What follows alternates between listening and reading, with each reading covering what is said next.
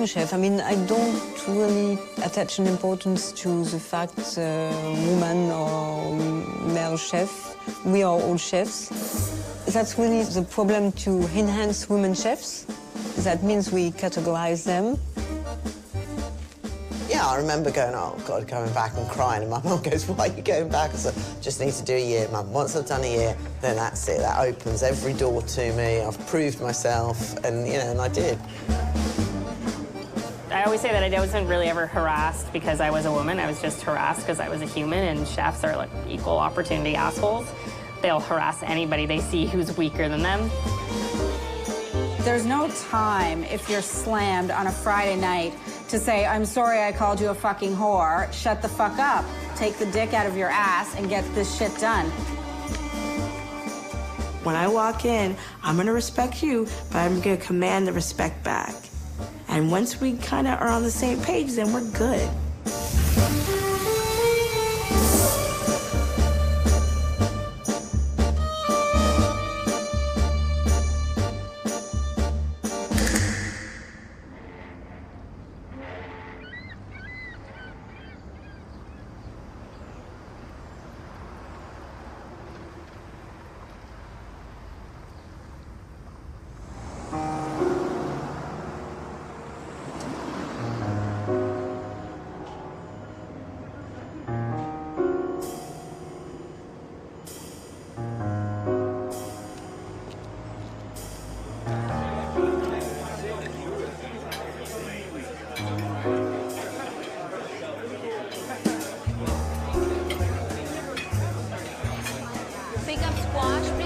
For table 21.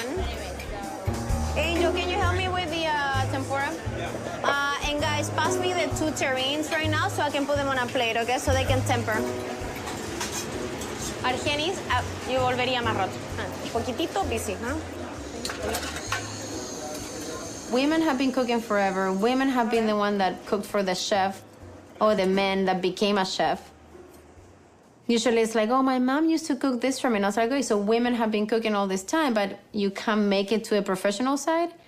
That is the irony of this, you know what I mean? It's not like you always recall your dad cooking for you.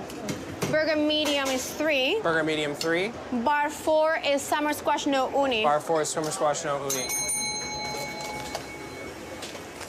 I'm not sure whether things have improved for women that much in the kitchen. The fight and the struggle and the complaints are still the same. We are a little bit more like the chervil on the salad. We are some kind of garnish because it looks good. You know, like people need to see that you're promoting women. Okay, Victor, you're going tartare, yes?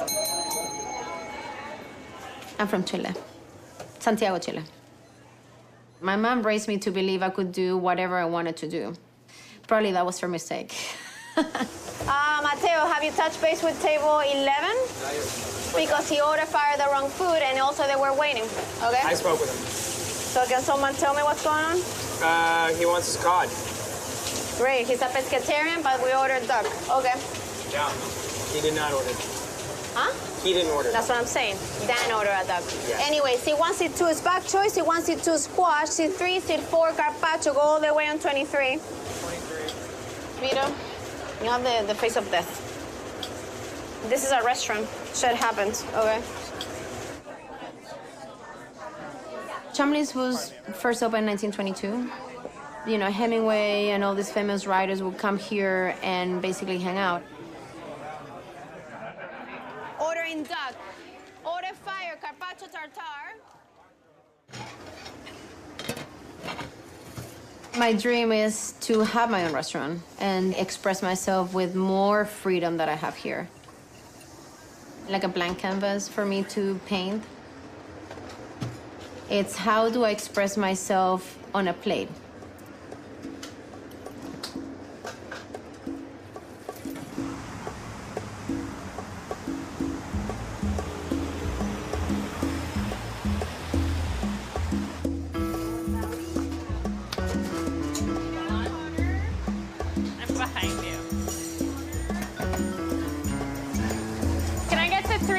On 305, please. Dirt Candy is an all-vegetable restaurant in Manhattan on the Lower East Side. All right, guys, so this is the Brussels sprout tacos. Be careful of... What we do here is we celebrate vegetables. There's restaurants that are vegetable forward, but they still serve a little meat. But we are the only ones who have taken this huge leap of faith and said, just come to the restaurant for the vegetables. With the fennels on the bottom layer, we have the carta de musica, which is really just fancy Italian for cracker. Then we have some caramelized yogurt, caramelized fennel, ginger cream, cherry puree, dehydrated. I think you have too much butter and not enough salt in this. This is fine. A little bit more salt would be fine, only because you're compensating for the vegetables. Overcooked. Too salty. I could have tried to be better on camera. Wait, okay, my question was... Just say yes, chef. Yes, chef. Yes. I'm proud to be a woman chef. There's a huge number of women chefs cooking, and we just don't talk about them. And yet somehow people still think that there actually aren't a lot of female chefs or women chefs because they're not really the ones written about, and they're not the important ones. And so that's the uphill battle. If you don't keep talking about us, then we're not gonna have a place. We're gonna keep getting pushed aside. You can start with this. Big table, just put it down the middle. My big issue with the industry is in the media. There's sort of been this refusal to celebrate female chefs. You see this over and over again on the big awards, and the best new chefs lists, best new restaurants. They tend to be male chefs. It's always like one woman and 9 men on a cover. The reason women don't have those kinds of restaurants is because they tend to open more mom and pop restaurants because they're only able to get a little bit of money.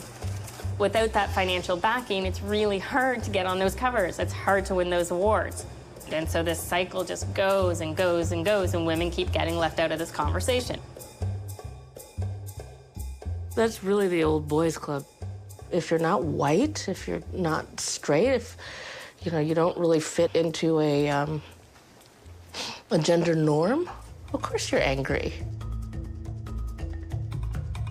The media really likes to celebrate young, tough dudes with a lot of tattoos. What's cool is, hey, look at the giant tattoo I got to cover the giant scar I had. Why do I think all the guys get the attention? Because they probably want it more than we do. Look at me, look at me, look at me, the big swinging dick scenario, like I'm larger in charge and I'm fucking fabulous and I'm killing the game. I remember when Kitchen Confidential came out, I did read it in the first year of college, and I found it very exciting because it sounded like a ride, like a wild ride. Everyone's partying, they're living in these crazy houses together in the middle of LA or New York and making it happen, and all this strife and struggle, but the strife and struggle sounded super sexy. They're badasses, they're party animals, they're sleeping with everybody, they're doing tons of drugs, and they're getting away with it. It adds a touch of melodrama to our industry that we eat like crazy.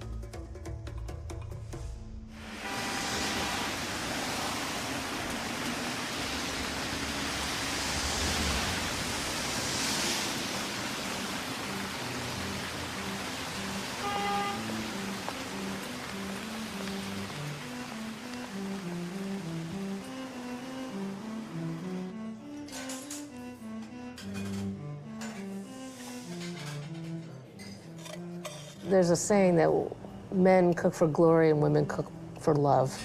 And if we do, it's because of how we were raised and of that social construct. But as a chef, you really want to be judged on your work. Your gender really has nothing to do with it.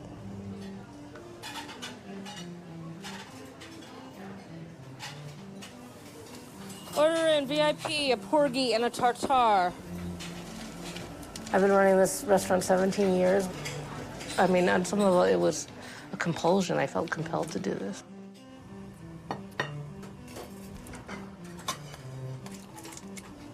We've been bombarded by images of what it means to be female or what it means to be male.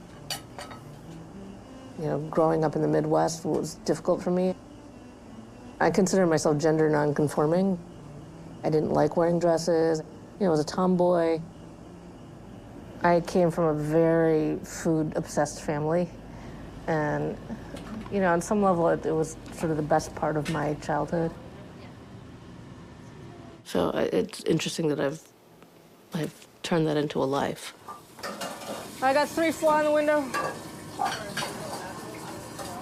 Anita Lowe is one of the most amazing chefs in this country. You know, Anissa was this really well-respected restaurant in the city. It had, at one point, Michelin stars. It had 3 stars from the New York Times. And she defined a certain place for female chefs in this industry. The first time that I heard about Anita Lowe at Anissa was through my ex-father-in-law.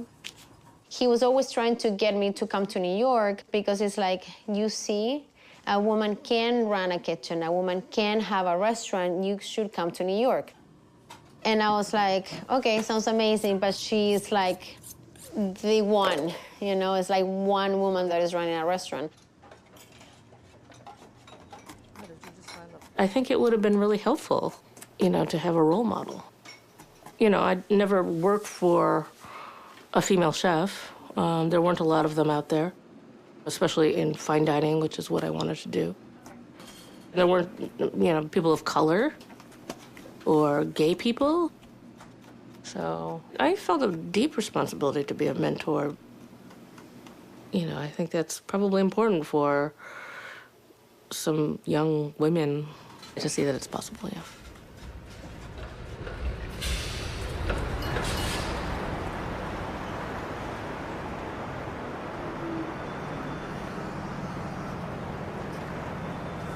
As soon as you can you pick up for booth 1, please? All right, Justin, we got a soca, a burger, and a lamb. Fritter, squash. 1 burger going to 15, other burger going to table 13. Okay, let's get that mac up right now. Yep. Let's get that rice right now inside of that pan. Yes, chef. Got it. I'm not gonna tell you how to run your kitchen. I'm not gonna tell you about what kitchens are better than other kitchens, but I'm gonna tell you how I run my kitchen.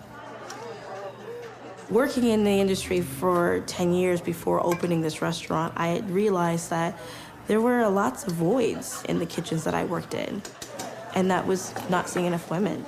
Order up, chef, Mac. Yep. Going to table booth 1. Order up.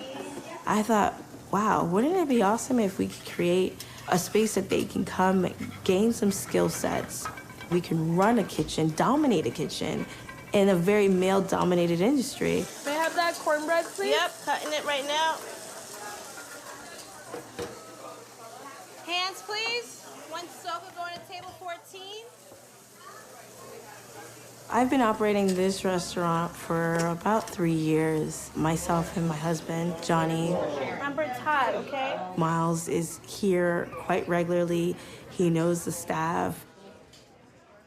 When we opened the restaurant, friends would come and take him on a stroll in the neighborhood if he was crying. Customers would take him if I was on the line. He was on my back, strapped to my back when I was cooking. What colors today?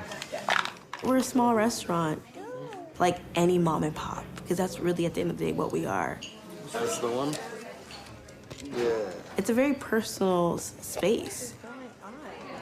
Could you pick up this mac and cheese going to booth 1, please? Thank you. Yeah, being a woman of color, I'm not gonna be, you know, that stereotype that you expect me to be. The first thing my father said is no daughter of mine is gonna go and work for some white person in their kitchen and cook their food. I don't want that for you. I didn't do that. I don't want you to be working as someone's slave. You look at the images in the history of the mammy characters, the nannies that, you know, are always kept in the back, that prepare the food, take care of the children, and the roles of Black women and what we've been known for. You know, I'm part American, I'm part Canadian, I'm a dual citizen. So it's a part of my history, and it's also a part of the history of what I know of diners and the sit-in movement in the Deep South. You know, when I think about what my life would have been like if I was, you know, living in, say, the South in the United States in the 1950s, opening up a restaurant as a black woman with a white husband, this shit would not happen.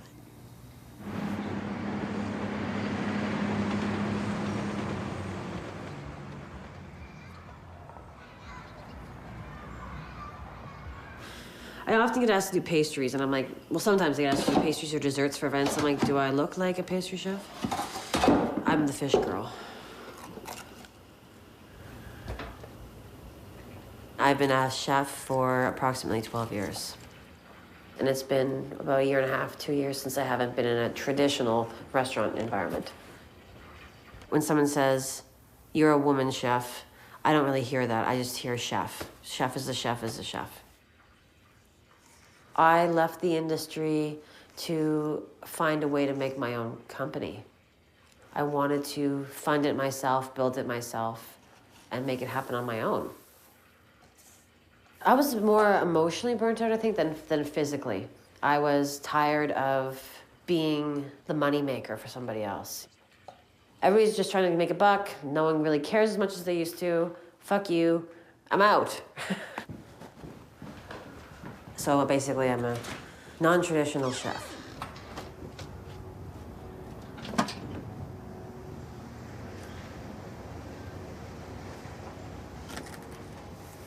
I've always wanted to own my own restaurant, but I don't have $500,000. Where am I even gonna think about getting that?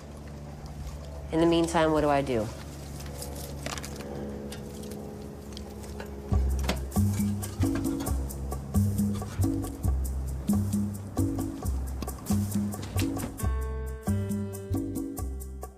I never thought that cooking would explode the way it has.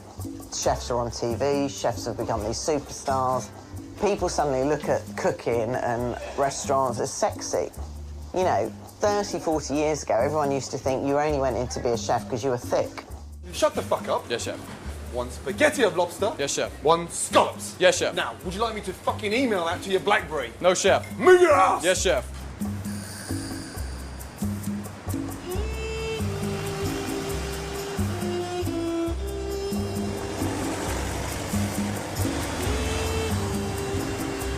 New order, 1 rabbit du jour, 1 crab du jour, to follow 1 cod, 1 rump du jour, Samaj.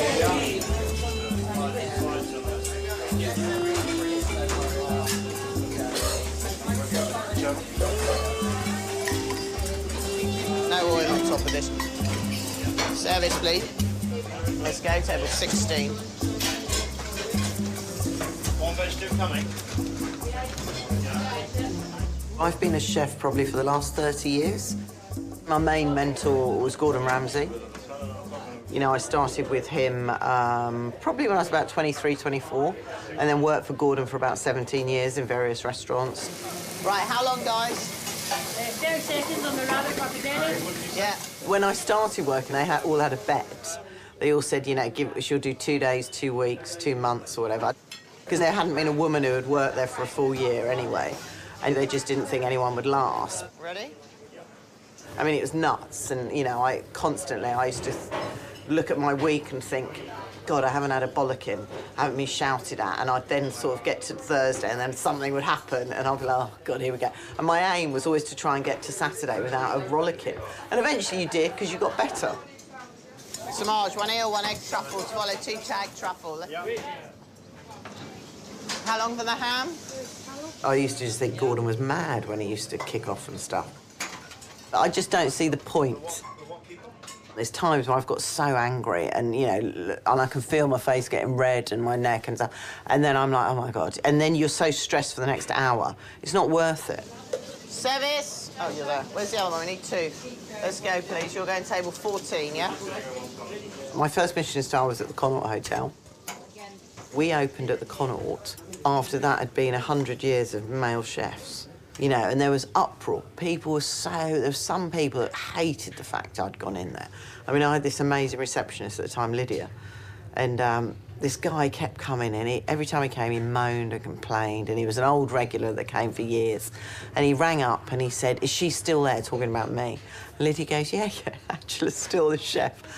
Oh, well, I'll have a table. And then what I loved about Lydia, she says, Why do you want a table? You don't like it here. You like the Connaught, but you don't like the fact we're here. You don't like Andrew. Say, why do you want to come and upset yourself? You know, and I thought, brilliant. Yes, of course. Sorry. Where we're sitting now is Murano. So Gordon and I opened Murano in 2008. And then 2011, I bought Gordon out of our partnership, and now I'm my own boss. Right, service, please. But the amount of people that will go, God, it's calm, isn't it? And why aren't you shouting and swearing? As if that's what they expect. And I go, we don't do that. And, you know, and people will go, oh, God, shout at them, you know, and it's like, why? Right, let's get plates out, Martina. How long on guinea fowl cod? That doesn't mean to say I'm not direct in my approach when things go wrong. Why is the food going cold? Why is the food not hot at the table? Why did they wait? You know, come on. But I don't need to swear and shout at them to get those answers. Let's go, table 5. Lovely.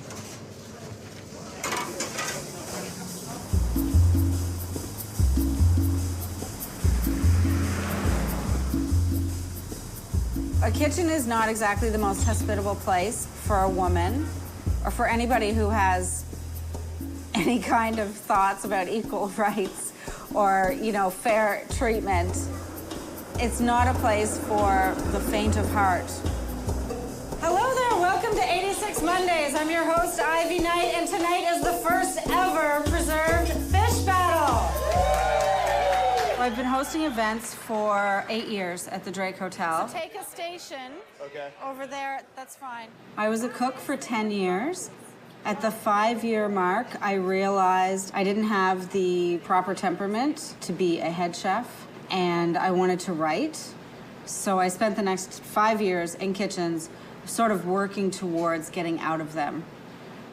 The thing that I rallied against was how much we were exploited as cooks and how much work was expected of us for so little pay. Yeah, I'm going to go 2 spoons of spaghetti that was taking me a long time. It is a tough place to work.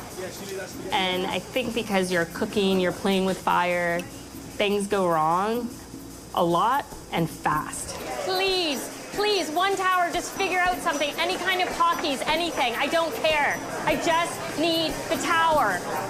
No, just give me anything. 5 minutes on 15.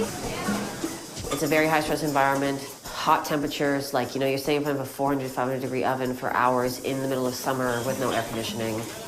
You're frustrated, you're exhausted. The environment is so volatile that the worst of people can come out. What do you need? Let's not do this. What is it that he needs? Nothing. What does he need? Since he screwed up already, I really don't want to know anything else, okay? Thank you. My usual schedule is like 6 days a week, 12 to 14 hours a day. I think pressure sometimes can get to you. And if you have an unbalanced life, you're going to be an unbalanced human being. That is obvious that we're not the most balanced bunch. You know what I mean? After that bag choy, give me a tartare lonely, okay?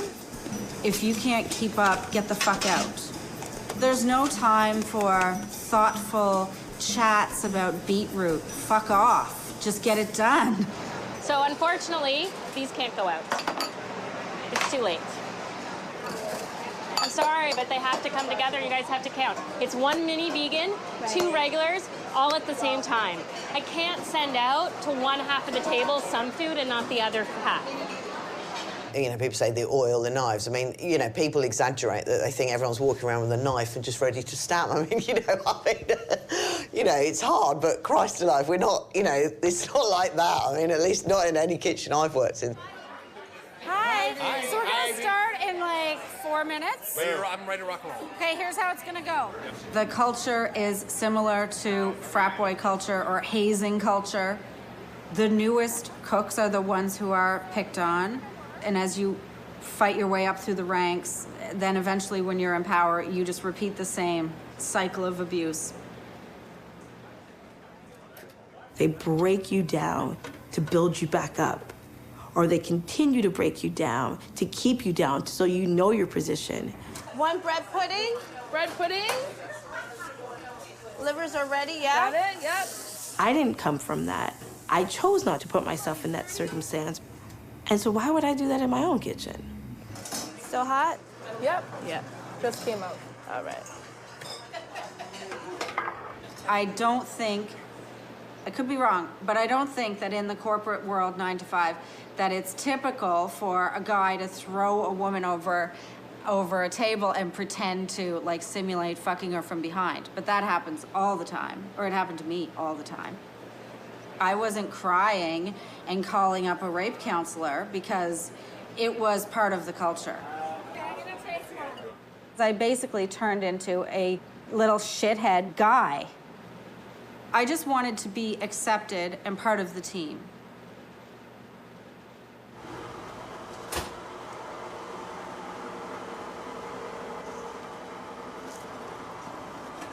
I did feel like I had to be one of the boys.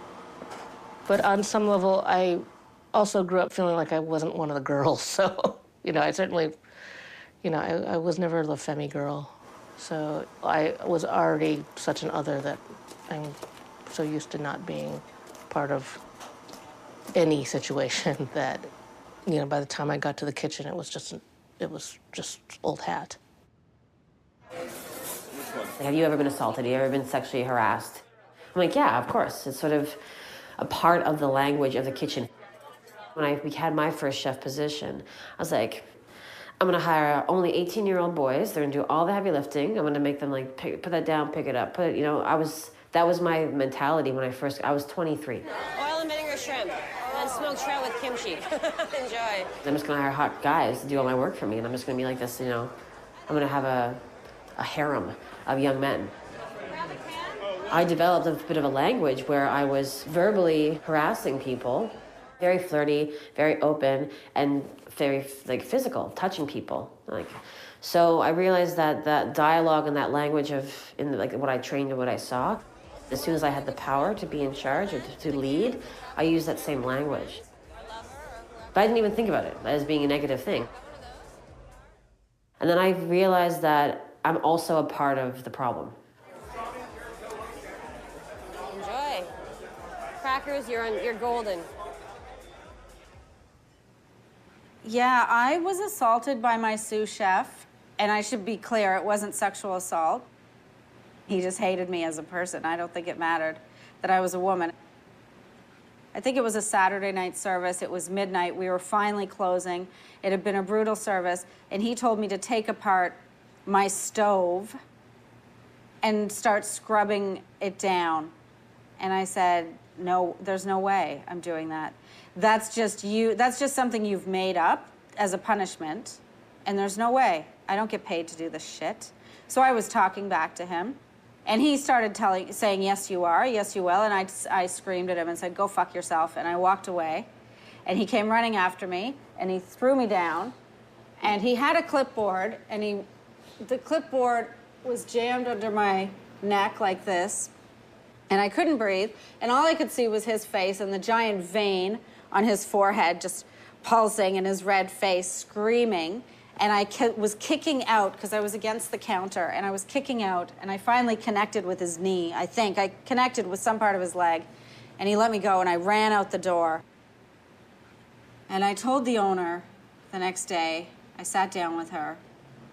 I was still like shocked that this had happened, and I started crying, and she said, suck it up.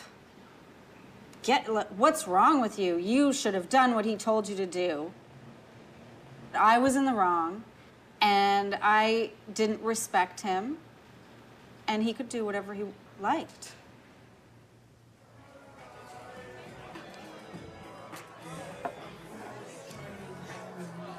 We don't talk about these things, it's never gonna get better.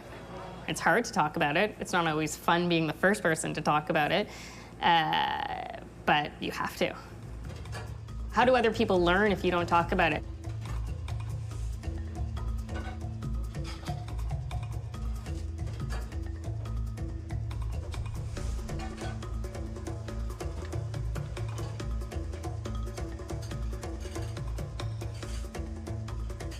You know, assault is wrong, sexual assault is wrong, abuse is wrong.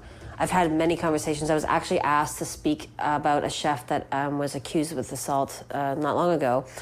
And I said, like, listen, like, I can't speak to this because this person that I know has never assaulted me. This person has always supported me as a mentor, as a colleague. So it's very complicated. We have heard a lot of these stories about this kind of behavior in kitchens.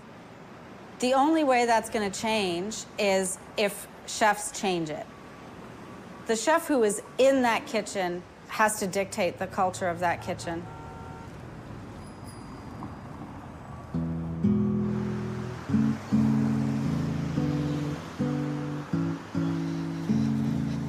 Hi.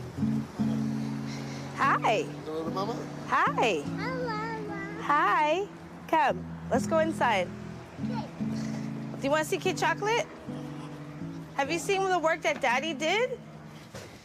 So Mousy, come, let me show you. Let me show you Mommy's kitchen. See, so here's the sink. So we'll be doing dishes here, and then we'll have the food that comes up here. Here's the working refrigerator. This is gonna be a steam table. This is Mommy's shiny new kitchen. Yeah. Isn't it nice? It's a lot smaller. And it's quite different than the other one, yeah? So there've been some changes. We had to close our doors to Saturday Dinette unexpectedly. We've had some real problems with our landlords, and we had to break our lease early. Come on, let's go. Saturday Dinette was going to be a support while we were building out, but now with that financial support gone, our thought has to shift a bit. We have to really rethink how are we going to fund the opening of a new project. I love you. Keep going. All right, I'll call you later. Kid Chocolate really is Johnny's baby, and he's been doing all the renovations through this whole process. It's, yeah, it's been a journey, but that's the dinette, and this is Kid Chocolate.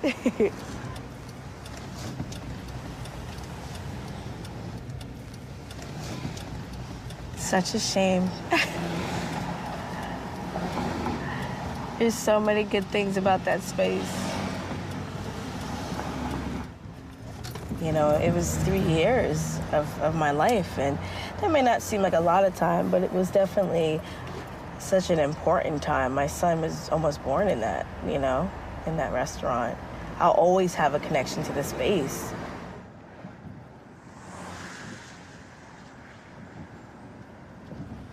That was my everything. That was my baby.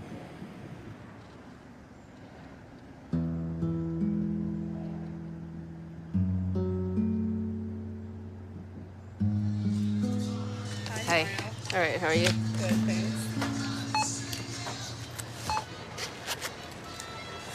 Thank you. Thank you. You too.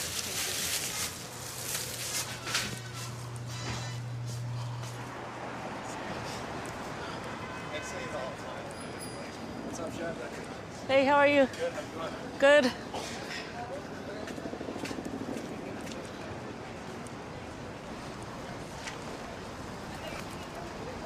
There's just so many moving parts in a restaurant.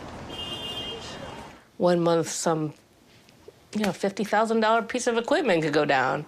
And, do you have that or not?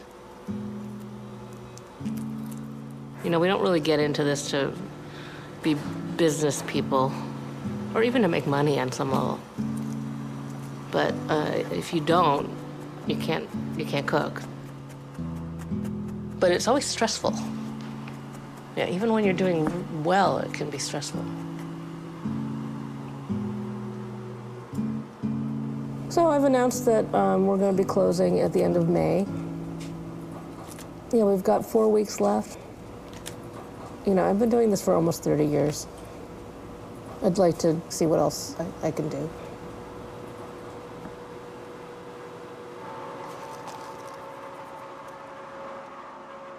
Anita was so important in the city, and we want to make sure that female chefs aren't a dying breed. We have to keep pushing it for more and more recognition so that other female chefs who are coming up behind us realize that there is a place for them in this industry. We tend to write women chefs out of the history of chefdom. The most famous women chef who was written out of history is Eugénie Brazier, who was one of the grand mères of Lyon. It was the 1930s, 1933 or so. Eugénie Brazier had gone to Paris, and she had 3 restaurants, and she ended up with like 6 Michelin stars. Hugely celebrated. And then time goes on, da-da-da. That was a number of years ago. Alain Ducasse gets his 6th Michelin star. And everybody writes about him as being the first person in history who has ever gotten 6 Michelin stars. But she was actually the first. So that's what I mean when women are written out of history. We've forgotten that part of it.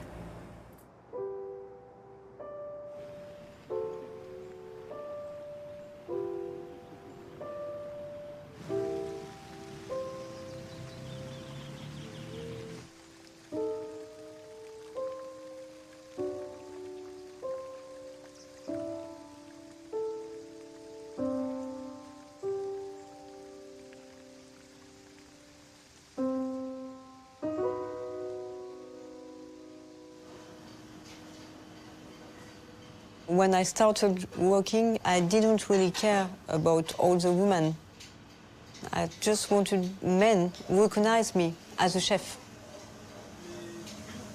But now, I feel that we have to be more all together as a women in the kitchen, to be more solidaire.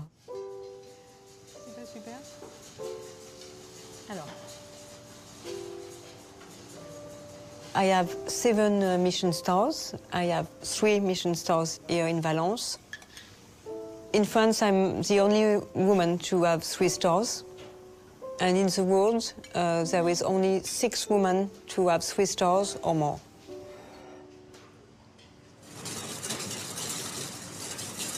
It's 25 years I am in the kitchen, but I was not a chef from the beginning.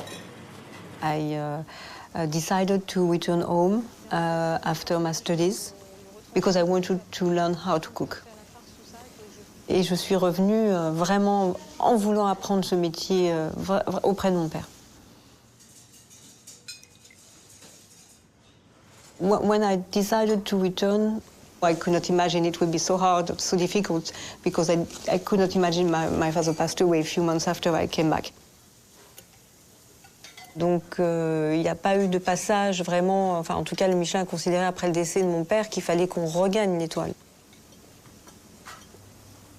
Du fait qu'elle a été perdue après le décès de mon père et que je l'ai regagnée, ça a vraiment quelque chose de très important pour moi. Donc, j'ai fait un devoir de mémoire. Ça faisait, c'est vrai, 50 ans qu'il n'y avait pas eu de femme à 3 étoiles, spécifiquement la mère Brazier. Et pour moi, ça a une signification particulière parce que j'étais à la fois une autodidacte et une femme. Et je pensais que c'était 2 inconvénients majeurs en France. En France. The 30s or the 40s with my grandfather, it didn't make a difference between a woman or a man in the kitchen. After, during my father's period, it was different. Avec mon père, on voit apparaître la naissance des écoles hôtelières. On n'acceptait pas les femmes. Elles ont appris par elles-mêmes parce qu'elles n'hésitent pas à accepter dans les écoles hôtelières. I was, how to say at the beginning, very respectful for the history, and I was afraid to do something wrong. Then I gained more self-confidence. It was little by little, step by step. Ça, on peut se mettre une chousse de miel en plus. I have the palette, so it was something, a reference for me, what was really important. Something I was sure of was that. Elle est bien, mettez pas trop de... Remettez plus du bouillon. But technically, I had to learn so many things.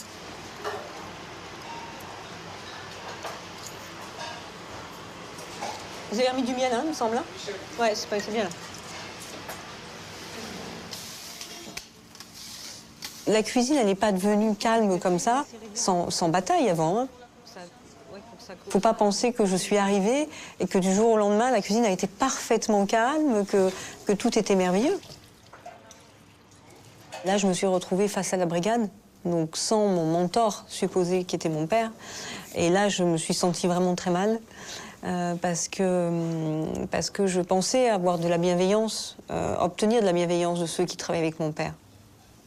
Non. En tant que femme dans ma propre cuisine, puisque quand je suis arrivée, j'avais peu de considération. Pour eux, j'étais pas l'héritière, j'étais pas légitime.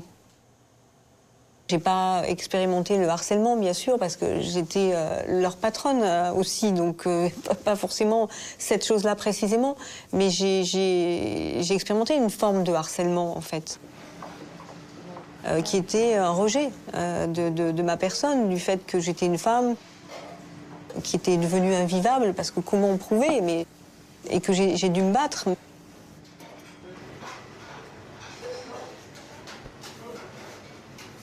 How many lamb on there? I've got one lamb. Ram, du jour? No, du jour, no. À la carte, à la carte. Samaj, 6 covers table 14, 2 squash, 1 risotto a la carte, 1 eel, 2 rabbit a la carte, 1 radishes. To follow 2 beef, 1 brill, 1 hake, 1 lamb a la carte, 1 monkey. Samaj. Historically, a kitchen brigade, which is basically the kitchen team, has followed those French traditions. Oscar is the head chef, so he's overall responsibility for everything. Sous chefs, you have Martina and Emily. Can we make sure it's nice and salted, the water, and it's boiling? Yeah. And then you have guys underneath that are all the chef de parties. They're the ones that then run the sections. The meat and fish, pastry, garnish and larder, they should be able to do it all. I think it's changed a lot now. I've never said to anyone, call me chef. I'm more than happy. I mean, Oscar calls me Angela, Laura calls me Angela. Service! Let's go. I certainly don't worry about it. I'm quite happy being called Angela. Because if we want things to change and we want people to be treated equally, I think that's partly to do with how you run it and how you work in a kitchen. Lemon, let's go. Wait, come on. The brigade system is based on the military, and that is obvious if you looked at it from a distance. They look very similar, the military and the kitchen world. Repeat the slices of pappardelle and risotto a la carte. Wait. Even though I may not like the military, I don't know whether it's because I come from Chile or not, but it's so structured, but it makes so much sense. Careful with the salt, add a little bit of lemon. Yeah, that's a little heavy on the seasoning. I would say it's about how you command, right? So there is a chief of command, that will be your chef de cuisine. There is hierarchy. You listen to one person and that person says yes and no, and that's what it is. There's no room for, oh, let's just talk about it. Where's Jason? Jason, Yes. do you have your zucchini batter set up? Yes. It's done. I'd like you to take out the stove and have it set up. I think actually that brigade hierarchical system is great. I think it gives structure. I think it's terrific. You know exactly who your boss is. You know what the chain of command is. No, too many. You're never only allowed to carry 3 things at the very, very most.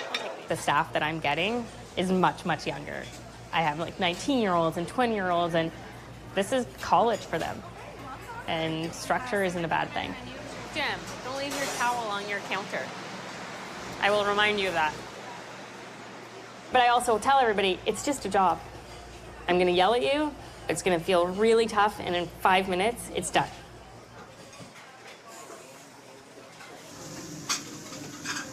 For me, as a young person, when I went into that militaristic brigade system, it was a good time of my life to have that kind of structure, and I was happy for it. That being said, I don't think I was that welcomed as a female. The first course is yellowfin tuna crudo with avocado shrug, crispy chickpeas, and Aleppo pepper. We've got Aleppo pepper downstairs, so just have that on your station. It was very difficult learning how to be a manager. It was one of the most painful things. You know, we're supposed to nurture, and we're not supposed to lead. Okay, I would put them in, what I would do is put them in the 4-ounce molds. Okay. Not too much. It should be about the mushroom. It's not about the pastry. Male chefs, they want to be there, you know. We are the chef. We do everything. We shout. I don't want to work like this. Aventure. When I did that, I was not concentrated on the real things. For me, the real things is the taste. Vous avez mis gingembre? Ah bon, on y va alors. Laissez chauffer un peu. To be precise. I'm very precise and I want people to be precise and they need to be precise. Don't grate your finger, Omri. We love your fingers. And remember, give me the cookies and cream with rum, not the one that doesn't have rum. Not so much Rum, salt. yes. Omri, Yeah. are you okay? Yeah. I would appreciate the tone to be a little bit different. Yes, rum, okay, yes, okay, cool. Yes. Wonderful. I'm not gonna be disrespectful, but I'm gonna be very direct. Oh, no, you don't want to flat it out, Omri, man. Man, it's like, let it fall naturally, you know? You don't want to... I see a lot of, like a double standard. If I am tough and serious and direct, I'm gonna be more criticized instead if I was a man. If I were a man, no one would say anything, but because I'm a woman, they're like, oh, she's so difficult. You're supposed to be nicer. You're supposed to be softer. You're supposed to be sweeter. Bueno, okay. Omri, next time, don't ever... You need way more color. No, on this side, there's not enough color. I said that to you before. Make sure you get good color. You need the garlic oil, so pay more attention to it, okay? It's something so simple as a waffle, and it's kind of funny and ridiculous that at least you need to make sure that the cooking is right. Because if not, it's also funny, stupid, and poorly executed, okay? Oui, on a un ordre de brigade. La structure, elle est là, on la garde, mais j'aime qu'elle soit un peu ouverte. Bon, là, il va falloir... Je l'ai vraiment amélioré par rapport à ça dans ma cuisine. Allez, dégustation. Oui. À dégustation, hein. Truffe blanche, allez-y. Des fois, dans certains restaurants, tout est très cloisonné. Très, très cloisonné. Et ici, je veux pas ça. Parce que ça n'encourage pas, en fait, l'esprit d'équipe. Et c'est quelque chose, en tant que femme, j'ai observé très vite. Plus c'est cloisonné, plus on est les uns contre les autres. Et souvent, c'est vraiment un esprit que j'ai voulu changer par rapport à ça. Non, mais mangez bien, parce que ça va être fort. Justine, Gary, Marie, vous goûtez ça. Vous goûtez ça. Oui, j'aimerais avoir plus de femmes dans la cuisine que je n'ai aujourd'hui. Mais j'essaie vraiment beaucoup de les protéger au sein de la maison. Voilà, là, vous voyez la brillance qu'il y a? C'est pas pareil le plat. Hein. La cuisine française, c'est la brillance. Super. Souvent, je dis à mes équipes, je veux que vous vous éleviez techniquement, précisément, mais élevez aussi votre caractère et votre façon d'être. Je n'ai pas imaginé au début, quand j'ai décidé d'apprendre la cuisine, qu'une partie de mon travail aussi serait une implication pour faire s'élever l'équipe, la partie humaine de l'entreprise.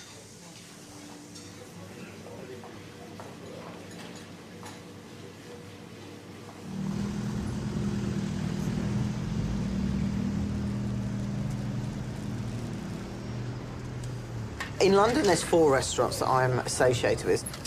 Murano's, if you like, the figurehead. Then we have 2 Cafe Muranos. And then we have Merchant's Tavern. It's East End, so it's a bit more quirky, but brilliant food. Why is it with the mayonnaise and lemon? Is that what they put them on the menu? Yeah. Does it actually say haggis croquettes with lemon and mayo? Yeah. I'm going to kill them.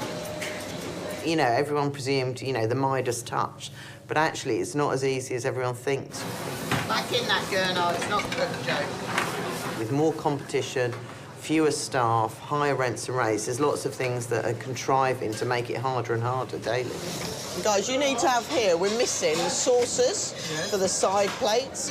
We're missing the underplates. I said these are too small. It's like repeating myself every day. No. People do have this misconception about when they go to a restaurant. I think they just think they're paying for the actual food on their plate and maybe the tip to their server. But really, the price of the meal, it's like you're renting that table for the night. They see a busy restaurant and they think you're making a lot of money. We do. We take in a ton of money at Dirt Candy, probably close to somewhere between $180,000 and $200,000 a month. It also cost me about $180,000, $200,000 a month to run the restaurant. You want to take the wine? You want to smell it? Show him how to swirl the wine. So he opens it up. Swirl it a little bit. Now, it's just gonna release it. I'm trying not to do it too much. All right, now. Go, yeah, but get close. Don't put your nose in. Don't be afraid. Get close. We made a couple of really big changes. We're trying to up our game, and we're now stepping into fine dining. So like I was saying in those trainings, like you guys bring a certain element of your personality. That is something that you should continue to focus on. We've had a front of house consultant, Michael Cherry, the general manager at Anissa, come in and work with us. Our servers have gone through weeks and weeks of training, and we've sort of all been like relearning all the recipes and how to make them more precise so that we really are consistent, and how to slow down a little bit so that we're doing a better job. All right, so now I'm waiting for 1, 2, 3 more towers. We are not going down tonight. We are not going down. We are at 92, and we are not going down. Oh, no, leave all that. Shit, tower. Tower goes to 301. Adam, you will follow. Not 301. Yes, 301. Oh, well, they went. We have a lot of growing pains, just sort of figuring out how this whole new system works. While we do sort of want to get new customers in, we also want to make sure that we don't offend everybody who we used to have, and it is this delicate balance. Thank you, folks. Really appreciate your patience. Sorry about that, guys. So this is your salad course. So we have these in tiers. Your bottom tier would be your vegetables. Your middle is your lettuce. With every salad, you have lettuce. And then on top are our croutons or breadsticks. So I'll go one by one. So on the bottom, you have some hanshi meji mushrooms and a mushroom milk, agua chili cucumbers, and some melon. Obviously white truffle. Let's push white truffle and let's push fish today. Angela needs the whole truffle for tonight's dinner. So make sure, please, that everything is nice and clean. Okay. You can't rest on your laurels. It's not about white tablecloths, it's not about glassware and fancy pictures, it's about the consistency of that food on the table. But, you know, sometimes everyone's now trying to be so different from it, you know, and you'll go somewhere and everyone, you know, you'll be lucky if you get a glass, never mind a napkin. And I'm going, I'd quite like a tablecloth, and I'd like not to be sitting next to the table like this so I can actually hear what I think. And maybe I'm old, but, you know, that's not to say there's not a place for everything else, but I think there still is a place for fine dining, for want of a better word, shall we say.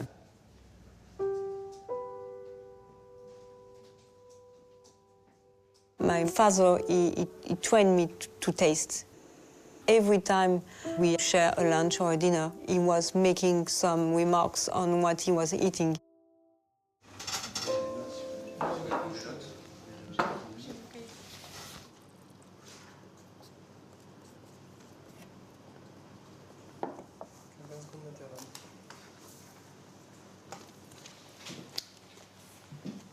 Avoir la cuisine d'essai pour moi depuis 2 ans,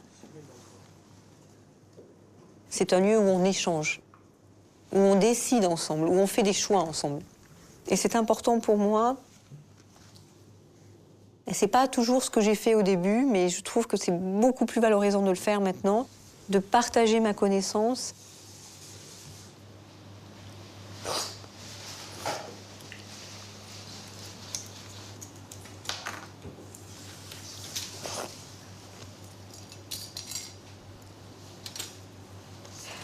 Moi, c'est vrai que ce que je retiens plus, c'est que le premier me paraissait au nez un peu plus vert, un peu... Je le trouve assez texturé, en fait, mais un peu boisé, un peu râpeux en termes de texture sur la langue. Le deuxième, moi, je l'ai trouvé alors plus fermenté, plus épicé, plus chaud au nez, avec une acidité plus importante que le premier, plus long en bouche. Un tout petit peu... On travaille l'orge maltais en ce moment et j'avais un petit peu ce côté orge. Un peu céréales. Un peu chicoré dans celui-ci qui m'a un peu surpris et qui... Ah, c'est ça. There's a lot of flavors, so each member of the team has to really understand where I want to go. It's not so easy. It's more complex to transmit. Il est très équilibré, la vertu est belle. Juste en cloche. Voilà.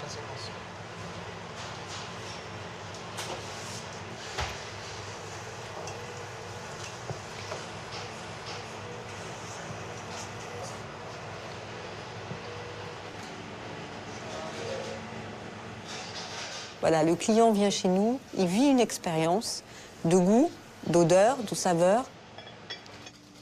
Mais au-delà de ça, il y a aussi le rituel de la salle.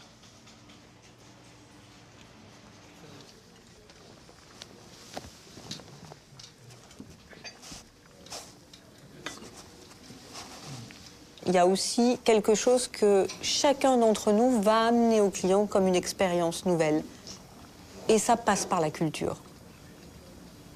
Voici l'huître tarbrouillèche, accompagnée d'un crème de topinambour et donc de la préparation qui a été faite devant vous. Merci. Merci. Avec plaisir. Merci.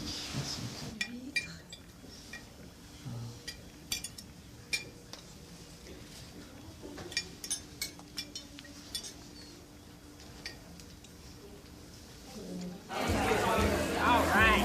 I like to smash it to get all that butter and brown sugar, just like so good. How are you guys enjoying the tasting so far? It's awesome. Awesome. Have you been here before?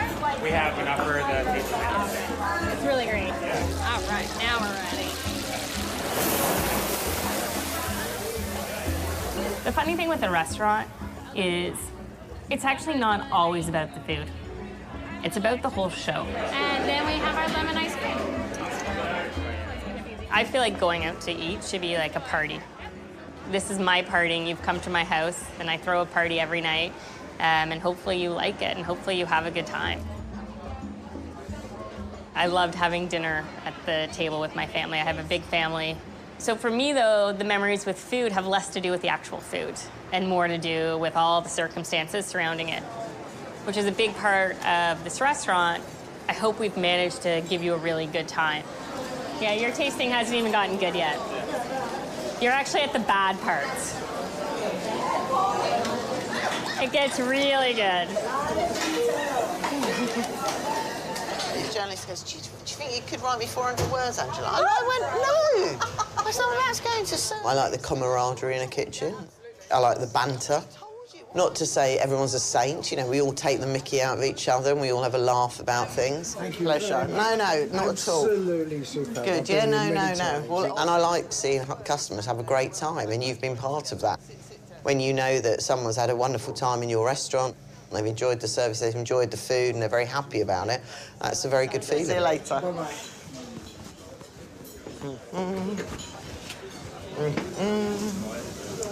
OK, how are we looking?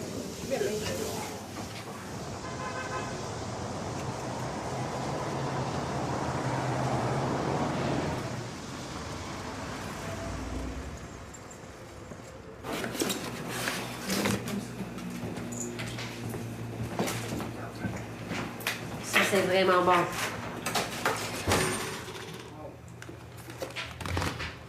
As a chef that has worked for other employers for many years, I wanted to have my own opportunity to showcase what I wanted to do and how I do it. And I was like, well, I'm just gonna throw a dinner party and see if people want to come. So people are calling these pop-ups underground, they're top secret, they're exclusive or whatever, I keep going back to that word, because they're not totally on the grid. And that makes them actually have a bit more panache. Hi, it's a pleasure to meet you, Valerie. So tonight, for example, the majority of the guests that are coming, I have no idea who they are. Like, they're just signing up. It's like, dear so-and-so, I'm having this lovely dinner. I'd love for you to be a guest. Here's a website link to this email to make a reservation. Come if you can. Any allergies across the board? No? Excellent. The bathroom's there. There's a more intimate bathroom upstairs if you need to, like, make out or take your shirt off or something like that. But in the meantime, that one's probably gonna do for now. I think people want to have more like of an interactive experience. They don't want to just pay for dinner. It's like the evolution of a dinner and a show is now the dinner and the show is together. Oui, merci. Bon appétit. Guys, get into it. Don't be shy. Don't be shy. Cheers. Happy holidays, pre-holidays. Hey. Oh, oui. There is another table that would really love to meet you if possible. Yeah. We've been here a number of times. Okay. Oh, there they are. We'd actually been trying to plan. We were like, Anise is closing. We have to go. We have to go. How do you, are you guys in the business or? We're all the pig. We're all, yeah. Oh, you're all the pig. Yeah. Oh, yay. Yeah. And I I'm never not met going Sophie. anywhere. I know you're not. You can come You visit can always me call me. anytime. You're back. Yay. Mwah. Thank you very much. Thank you. Oh. Mwah. Oh, you're going to do that. Yeah. Well, thank you. Yeah, that's a little heartbreaking. Oh, well, thanks for coming in. Thank you very much. Yeah. Hi. Hi. Nice to meet you. And a dream to come to this restaurant. Awesome, awesome.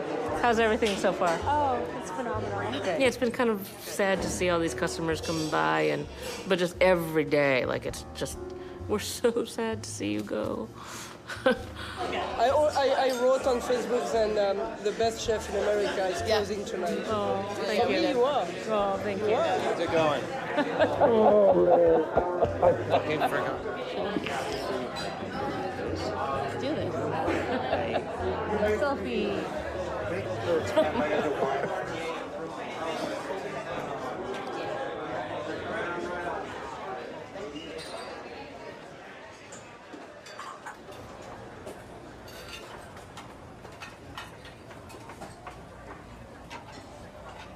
It was never comfortable for me to actually have to be that public persona of Chef Anita Lowe. And it's kind of a relief. You know, yes, and there's a lot of people that do this their entire lives and, you know, die doing it. That's not me. It's time for the younger generation to step up.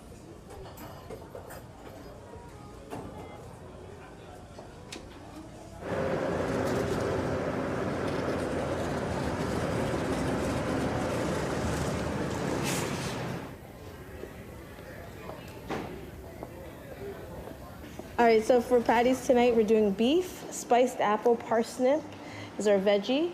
We've got the ube pie. We have the 3 individual, and then we also have a slice of this once we get to that point. Okay. Um, Let's do red wine with this, maybe? Yeah, that'd be great. Split? Yeah, red wine with that. Let's really, let's push those sides. The sauteed greens, the tostones, patties, those little add-ons just to get our tickets up a bit. So Saturday night has closed. Kid Chocolate's not ready to go. I was offered an opportunity to come and work as co-executive chef at the Gladstone Hotel. You know, I only have only one thing. Bigger, more? Yeah, more. You know, I think I was known for what I was doing for Saturday Dinette. Now people can know me for doing something quite different at, you know, a very well-established hotel. So right now, as a family, my income from the Gladstone is the only income that we have coming in. So that's a bit of a strain on us. Thank you, guys. Have a good night. I'll see you. Bye, guys.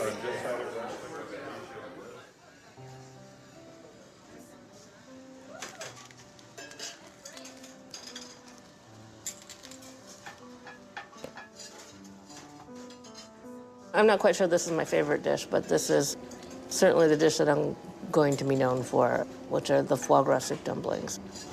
I opened with that. We still have it on the menu. My father was from Shanghai, which is where the xiaolongbao, the soup dumpling, comes from. I put some foie gras in it and put some seared foie gras on top. And for the soup part, I used one of my mother's recipes based on a red cooked meat, which is something that she would make us for dinner every once in a while. All right, done. All right, so you served me well for 17 years. Food is certainly emotional, like, because we've had those ties to mom and nourishment, and it's identity. Yeah, there's so many things that, you know, could be your, you know, Proustian Madeleine, you know.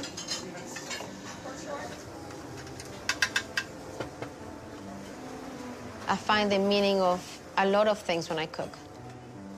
Everything makes sense. I make this sauce, I love the color, and I smell, and it took me to somewhere. So I get transported to not necessarily something that I ate, but it's something that brings me home. and I'm in love with what I do. So it is my constant lover. I haven't given up. It's the only thing that I haven't really, you know, oh, it's too much and I'm done. It's what moves me. Thank you, everybody. Thank you for sticking it out to the end. It means a lot to me. Good luck with everything. Thanks, Chef. I will always be here. Thank you. Should you need anything. Now sing.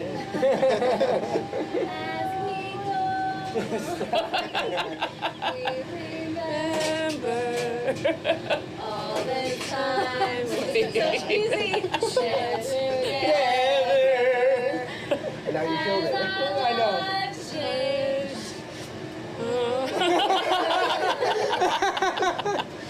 Cheers, thank you.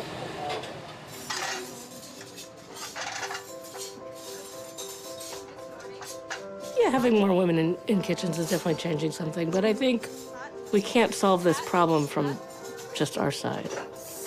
Just having more women in kitchens isn't going to do it. You know, when you talk about solving something, there's usually like a system, you know, that is complex, that needs to be addressed. Yeah, I would love to be able to change that culture. I'm doing my best. Let's use these to go into a mango creme, but I want thicker. Kitchens are not diverse enough. My whole goal, my whole dream is to offer training. And right now, the focus is women. I know that I can only ask myself, what have I done today in order to make this come about? This is personal for me. I'm sorry.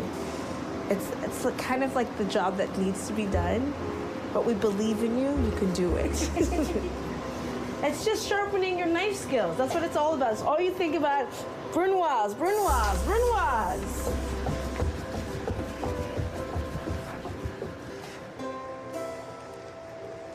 If there's a woman at the top, she's probably had to go through a lot to get there. And if they're of my generation or around my generation, my feeling is that they probably are nicer and are trying to run a better kitchen because they've known what happened in the past. At the same time, I have heard stories of female chefs in the city who aren't that nice and who aren't that easy to work with. So, you know, what I want and hope for isn't necessarily true. We will ruin our industry if we don't fix this problem. We have to make it less macho. We have to start celebrating good kitchens, happy places to work that are really supportive of their workers.